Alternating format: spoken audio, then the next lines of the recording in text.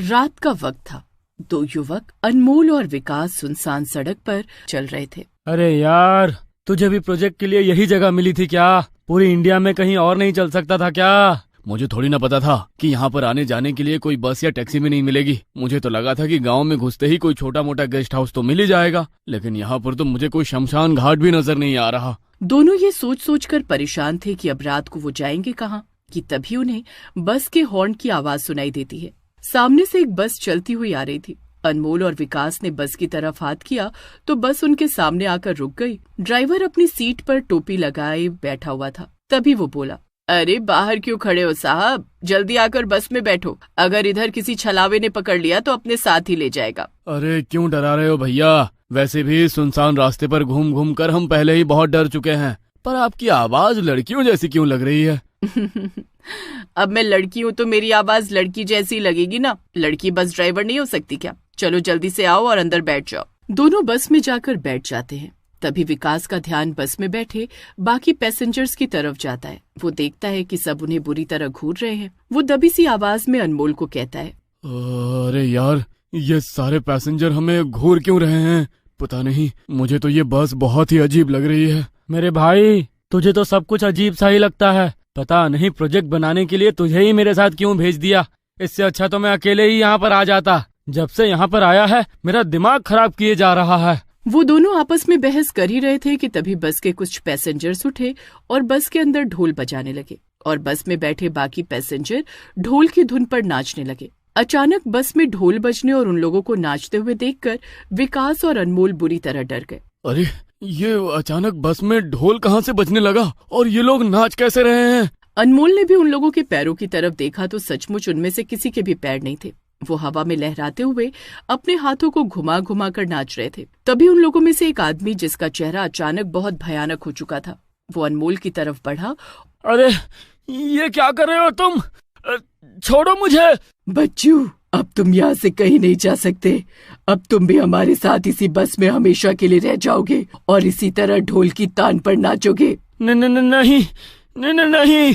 उनकी बातों का फायदा उठाकर विकास ने बस की खिड़की खोल दी। बस में जालियां नहीं लगी थी तो विकास चलती बस से ही नीचे कूद गया। उसने अनमोल को भी कूदने का इशारा किया, लेकिन उन लोगों ने अनमोल को अपनी तरफ खींच लिया और अनमोल बस से नहीं कूद पाया। तभी विकास की आंखों के सामने वो बस चलते चलते अचानक गायब हो गई। विकास के पसीने छूट गए थे, क्योंकि अभी अभी उसने जो देखा उससे पहले उसने अपनी जिंदगी में ऐसा कुछ नहीं देखा था। वो बस लगातार दौड़ता रहा। तभी दौड़ते दौड़ते उसे कुछ रोशनी दिखाई दी और वो उस रोशनी की तरफ भागता हुआ गया। वहाँ पर गांव के लोगों ने आग जला रखी थी। लगता है गांव वालों ने अपनी सुरक्षा के लिए यहाँ पर आग जला रखी है। जाकर किसी का दरवाजा खटखटाता हूँ, शायद कोई मेरी मदद कर दे। विकास गांव के अंदर गया तो वहाँ पर उसे एक घर के बाहर गांव के सरपंच की नेम प्लेट दिखाई दी, तो उसने उनके घर का दरवाजा खटखटा दिया। सरपंच की माँ कमला ने आकर दरवाजा खोला। तू कौन है बेटा? मैंने तो तुझे नहीं पहचाना। कोई रिश्तेदार है क्या? अरे कौन आया माँ जी?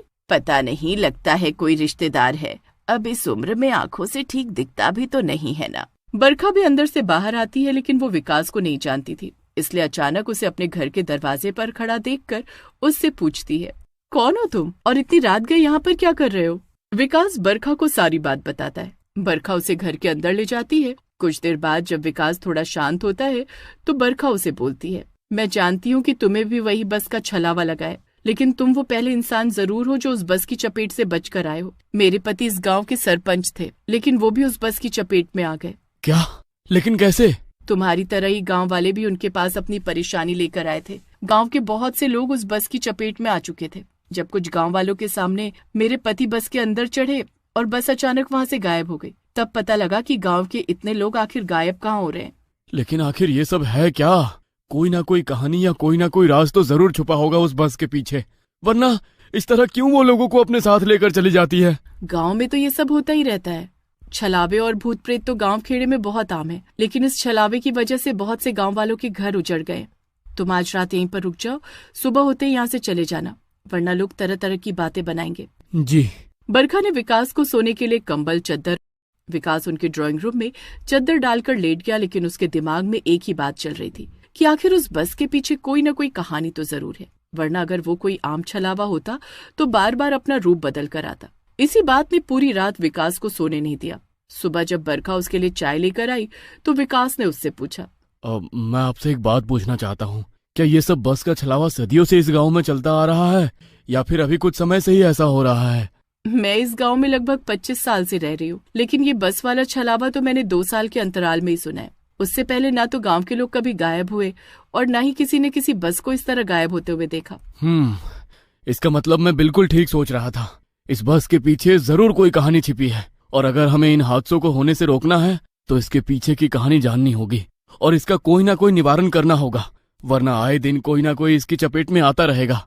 यहाँ से थोड़ी दूर पर मेरे मामा जी का गांव है और वहाँ पर एक बहुत ही सिद्ध ज्ञानी बैठते हैं। हमें उनके पास मदद के लिए चलना चाहिए। विकास बरखा और कुछ गांव वालों के साथ अपने मामा जी के गांव सिद्ध ज्ञानी बाबा के पास जाता है और उन्हें अपने साथ हुए हादसे और उस बस के बारे में बताता है। बाबा जी अपनी आंखें बंद करके कुछ ध्यान करते हैं और थोड़ी देर बाद अपनी आंखें खोलकर विकास को बताते हैं, किस्मत वाले थे जो तुम बच गए, वरना उस बस की चपेट से आज तक कोई नहीं बच पाया। मैंने अपनी दिव्य दृष्टि से सब कुछ जान लिया है और मैं तुम्हारी मदद करने के लिए भी तैयार हूँ। बाबा जी उनके साथ उनके गांव जाते हैं और जैसे ही रात होती है तो बाबा जी अपना भेष बदलकर एक गांव वाले का रूप ले लेते हैं और गांव के लोगों के साथ उसी सुनसान रास्ते की तरफ चल पड़ते हैं जहां से वो बस हर रोज गुजरती थी। तुम सब लोग झाड़ियों में छिपकर बैठ जाओ, बस के अंदर सिर्फ मैं जाऊंगा और उन्हें तुम लोग नजर नहीं आने चाहिए। ठीक है बाबा जी, हम आपकी बात समझ गए, बस आप अपना ध्यान रखना। विकास बाकी सब गांव वालों के साथ झाड़ियों के पीछे छुपकर बैठ जाता है और गांव वालों के भेष में बाबा जी वहां बस के आने का इंतजार करने लगते हैं।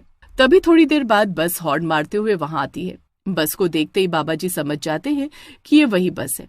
बाबा जी बस को रोकने का इशारा करते हैं, तभी वो बस उनके सामने आकर रुक जाती है। आज भी चुड़ैल बस ड्राइवर ने सर पर टोपी पहनी हुई थी ताकि उसका चेहरा किसी को दिखाई न दे। अरे आ जाओ, जल्दी से बस के अंदर आकर बैठ जाओ, वरना कोई छलावा तुम्हें पकड़ लेगा। अरे हाँ आ रहा हूँ, लेकिन बूढ़ा हो गया हूँ ना, तो बस के अंदर चढ़ा नहीं जाता। तुम में से कोई मुझे हाथ पकड़कर बस में चढ़ा देगा क्या? नहीं, ऐसा नहीं हो सकता। अच्छा तो ठीक है, फिर तुम जाओ, मैं किसी और बस में आ जाऊंगा। चुड़ैल बस ड्राइवर बस को आगे बढ़ाने की कोशिश करती है, लेकिन आगे सिंदूर से एक रेखा खींची हुई थी, जिस वजह से वो बस को आगे ही नहीं बढ़ा पाई। उसने बाबा जी की तरफ देखा तो बाबा जी ने अपने हाथ में ली हुई विभूति उसके ऊपर फेंक दी और जल्दी से बस के अंदर चढ़कर पूरी बस में विभूति छिड़क दी। देखते ही देखते बस में भयंकर आग लग गई और बाबा जी जल्दी से बस से बाहर निकल कर आ गए। जैसे ही बाबा जी बस से बाहर निकल कर आए, वैसे ही बस जलकर वहां से विलुप्त हो गई। बाबा जी गांव वालों के साथ गांव गए और विकास के साथ सरपंच जी के घर चले गए। आज के बाद फिर कभी उस बस के हादसे गांव में नहीं होंगे। दरअसल ये एक बारात थी जो नई नवेली बहू को लेकर जा रही थी, लेकिन अचानक कुछ लोगों ने गाड़ी को रुकवाया, लेकिन वो डाकू निकले और उन्होंने सब लोगों को मार डाला। तब से वो दुल्हन चुड़ैल बनकर बस चलाती है और हर आने जाने वालों को वही डाकू समझकर अपने साथ ले जाती है। आपका बहुत बहुत शुक्रिया बाबा जी कि आज के बाद गांव में ऐसे हादसे नहीं होंगे। लेकिन गांव के जो लोग उस बस की चपेट में आए, क्या वो फिर कभी वापस नहीं आएंगे? मैं तो इस आस में बैठी थी कि एक न एक दिन मेरे पति जरूर लौट कर आएंगे। चिंता मत करो बेटी, अगर भगवान की इच्छा हुई तो क्या पता ऐसा हो भी जाए। सुबह होती है और बरखा बाबा जी और विकास के लिए चाय लेकर आती है। तभी उनके दरवाजे पर दस्तक होती है और सरपंच जी के साथ साथ अनमोल भी वहां पर आ जाता है। अनमोल को देखकर विकास को बहुत खुशी होती है और गांव के जितने भी लोग आज तक उस बस की चपेट में आ गए थे, वो सभी न जाने कहां से अपने अपने घरों को लौट आते हैं और गांव से हमेशा के लिए बस चलाने वाली ड्राइवर